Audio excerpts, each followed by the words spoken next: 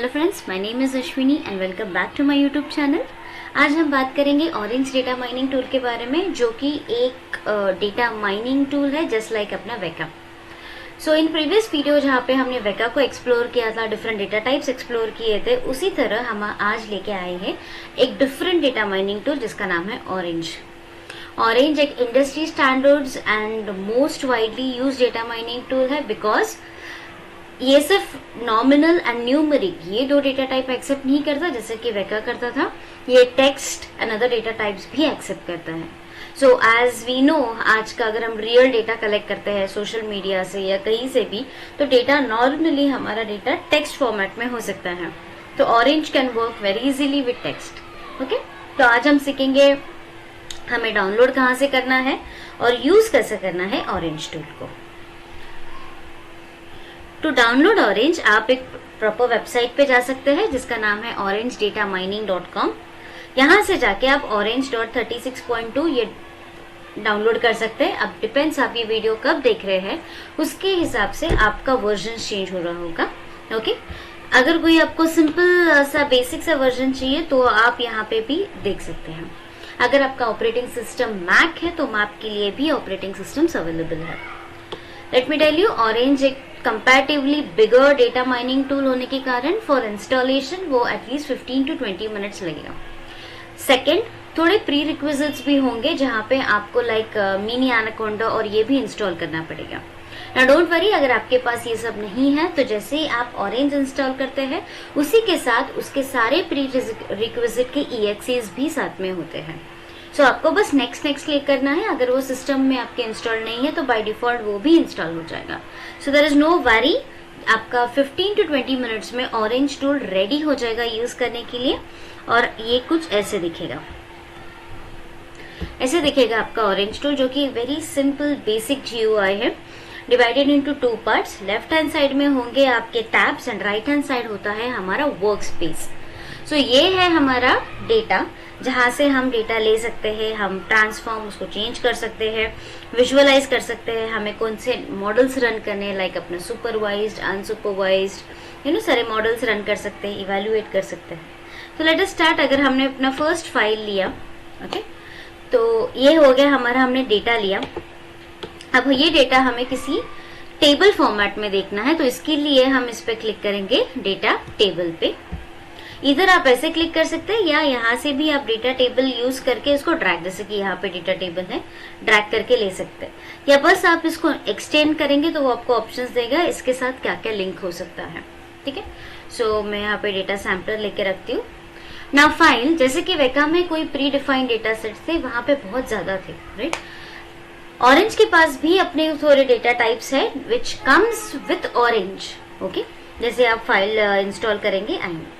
कुछ 4 या 5 डेटाबेसेस ही है, जैसे कि hard disk prediction, iris data set, Titanic data set, house pricing and जू डेटा सेट। इसका एक्सटेंशन होता है .tab। ये फाइल्स यहाँ पे यूज होते हैं, जबकि वहां पे वेका में हमारा एक्सटेंशन था ARFF। तो लेट्स से हमने हार्ड डिस्क प्रोडिक्शन ये डेटा सेट लिया है। ओके, उस डेटा सेट को लेके हमने क्या किया है, लेट्स से हमने एक्सेप्ट किया है।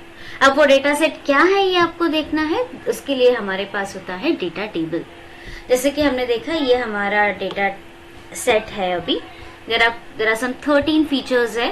ओके, यहीं पे वो हमें इंफॉर्मेशन दे रहा है 0.2% ऑफ मिसिंग डेटा है, टारगेट विद 2 वैल्यूज है हमारे पास, और यहाँ पे हम डेटा देख सकते हैं। ओके, तो ये पूरा डेटा सेट है। तो लेट अस अंडरस्टैंड, एज है, जेंडर है, चेस्ट पेन है, कुछ rest SCP, cholesterol value, blood sugar value. तो ये आपके बहुत सारे एट्रीब्यूट्स हैं एंड डिपेंडिंग अपॉन दैट हमारा टारगेट एट्रीब्यूट का है डायमीटर नैरोइंग, मतलब आपका जो डायमीटर है हार्ट का वो नैरो है कि नहीं। ये बाई क्लास डेटा सेट है, तो सिर्फ 0 and 1 है। 1 मीन्स यस आपको हार्ट डिसीज है, 0 मीन्स आपको हार्ट डिसीज नहीं है। ओके, सो हमारे पास सिर्फ 2 इंस्टेंसेस है यहाँ पे। तो हम यहाँ पे डेटा सैंपल करेंगे। अभी जब आप डेटा टेबल देखते हैं तो आप देख सकते हैं कि यहाँ पे हमारा ये डेटा है। ओके, जब आप डेटा सैंपल करते हैं, डेटा सैंपल मीन्स व्हाट, आप अपने डेटा सेट को कैसे डिवाइड करना चाहते हैं। जैसे कि हमने कहा था हम क्रॉस वैलिडेशन में या फिर ट्रेनिंग टेस्ट डेटा स्प्लिट में डेटा डिवाइड करते हैं, उसी तरह आपको यहाँ पे स्प्लिट देना है। बाय डिफॉल्ट उन्होंने 71% लिया है। Anything between 70 to 75 is a proper split of data. तो लेट्स से हम 71 उसको रखते हैं और हम क्लिक करेंगे सैंपल डेटा पे। जैसे ही आप क्लिक करेंगे आप देखेंगे कुछ हाइलाइट्स यहाँ पे आते हैं। प्रॉपरली आपको वो बता रहा है कि हमने डेटा सेट कैसे डिवाइड किया है।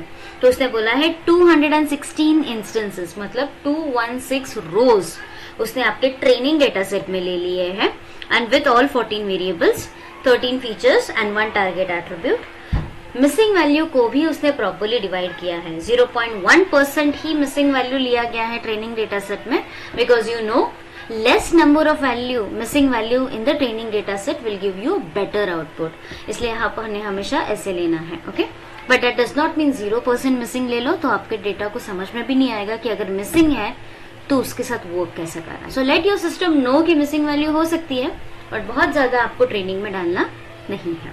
और हमारा जो टेस्टिंग डेटा है उसका हमने कैसे डिवाइड किया, 87% इंस्टेंसेस, मतलब 87 रोज जो है हमारे डेटा सेट के हमने टेस्टिंग में डाल दिए हैं। तो इस तरीके से हमने अपना ट्रेनिंग स्प्लिट किया है। अभी आपका ये हो गया, डेटा सेट हो गया, आपका स्प्लिट हो गया। Next you are ready for algorithm. अभी आप कोई भी एल्गोरिथम यहाँ पे यूज कर सकते हैं। तो लेट्स से हमने KNN एल्गोरिथम यूज किया। एज ये टूल है हम बहुत सारे एल्गोरिथम्स रन कर सकते हैं। तो लेट्स से हमने इसके साथ नेव बेस या डिसीजन ट्री ये एल्गोरिथम भी रन किया। नेव बेस भी दिख रहा है मुझे यहाँ पे और डिसीजन ट्री भी दिख रहा है। ओके, एज यू नो ये तीनों क्लासिफिकेशन एल्गोरिथम है। और अगर आपको समझा होगा हार्ड डिसीज प्रेडिक्शन जहाँ पे आपका टारगेट वैल्यू 0 और 1 है, दैट मीन्स ये supervised learning algorithm data set हो गया। और फिर एनी क्लासिफिकेशन एल्गोरिथम इस पे आपको अच्छा आउटपुट देगा। ठीक है, इसलिए हमने ये तीनों क्लासिफिकेशन एल्गोरिथम्स लिए हैं। अगर आपको याद होगा KNN, नेव बेस और ट्री। अभी हमने एल्गोरिथम्स रन तो किए, बट उसका आउटपुट कैसे देखना है, तो उसके आउटपुट देखने के लिए हमें यूज करना पड़ता है टेस्ट एंड स्कोर। ओके, तो हम ये स्कोर यूज करेंगे कि हमें इसका आउटपुट कैसे दिखेगा।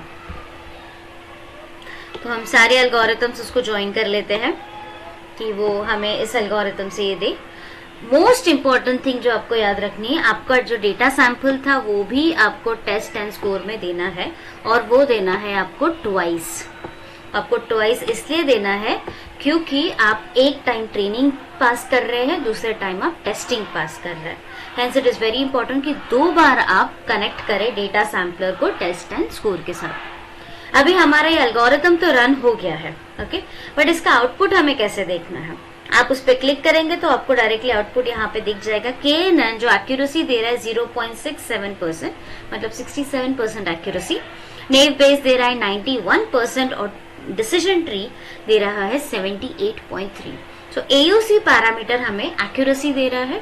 You know other than accuracy भी बहुत सारे इवैल्यूएशन पैरामीटर्स होते हैं। तो हमारे पास F1 score, precision, recall, MCC, बहुत सारे पैरामीटर्स हैं। अगर आप देखेंगे तो ऑलमोस्ट वो उसी रेंज में होते हैं। इसी के साथ अगर मुझे देखना है मेरा कंफ्यूजन मैट्रिक्स, कोई कर्व और एंड दैट, तो उसके लिए आप क्या करेंगे, टेस्ट एंड स्कोर से आगे जाएंगे तो आपको फर्स्ट ही ऑप्शन देगा वो कंफ्यूजन मैट्रिक्स। अगर आपको आपका रिजल्ट कंफ्यूजन मैट्रिक्स में देखना है, स्कैटर प्लॉट में देखना है, या फिर कोई कर्व में देखना है, तो अगर किसी कर्व में देखना है तो हम ROC कर्व ट्राई कर सकते हैं। डिपेंड्स उसका आउटपुट हमें कैसे दिखेगा। तो कंफ्यूजन मैट्रिक्स पे क्लिक करने के बाद वो आपको बताता है आपने 3 एल्गोरिथम्स रन किए थे। ओके, तो फर्स्ट एल्गोरिथम जो था उसका, जो कि हमने देखा था एक्यूरेसी कंपैरेटिवली कम था, 67% था। इसलिए आपको पता होगा कि यहाँ पे हमारा डायगोनल एलिमेंट्स तो 8751 आ रहा है, बट नॉन डायगोनल एलिमेंट्स भी 3246 आ रहे हैं, जो कि नहीं आना चाहिए था।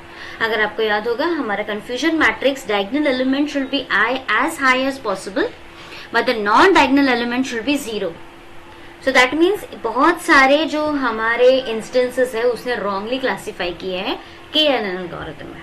वही अगर आप नेव बेस एल्गोरिथम देखेंगे तो ऑलमोस्ट 178, तो इतने इंस्टेंसेस प्रॉपरली देखे गए हैं, जबकि 19 इंस्टेंसेस रॉन्ग देखे गए हैं, सिंस उसका एक्यूरेसी ऑलमोस्ट 91% तक आया था। उसी तरह है हमारा ट्री भी, जो कि ऑलमोस्ट हमें 80s में कुछ एक्यूरेसी दिया था उसने। तो ये हमारा कंफ्यूजन मैट्रिक्स है। अगर हम आरओसी कर्व देखना चाहते हैं कि हमारा आरओसी कर्व कैसे दिखता है, तो यहाँ पे वो हमें दिखा रहा है। ये है हमारा प्रॉपर पॉइंट। ओके, जो ऑरेंज है वो हमारा नेव बेस एल्गोरिथम मेंशन कर रहा है। ओके, ऑरेंज, तो हम देख रहे हैं कि that is obviously giving us the best output over here. Least output हमें यहाँ पे green, that is your KNN algorithm में दिया है, और ट्री ने हमें इंटरमीडिएट आउटपुट दिया है। तो इस तरीके से हम देख सकते हैं कि हमारा जो हार्ट डिसीज प्रेडिक्शन एल्गोरिथम है, ये हमने बहुत ही सिंपल तरीके से ऑरेंज टूल में डाल के, जो कि कॉम्बिनेशन था टेक्स्ट, नंबर्स, सारी चीजों का, उसे बहुत अच्छी तरीके से डाला हुआ है। अगर आपको ये वीडियो अच्छा लगा होगा तो प्लीज लाइक एंड सब्सक्राइब कीजिए। अगर आपको कोई भी डाउट है, आप चाहते हैं कि हम किसी और डेटा सेट को लेके भी ऑरेंज टूल ये करें, तो कमेंट में जरूर लिखिएगा। Thank you so much.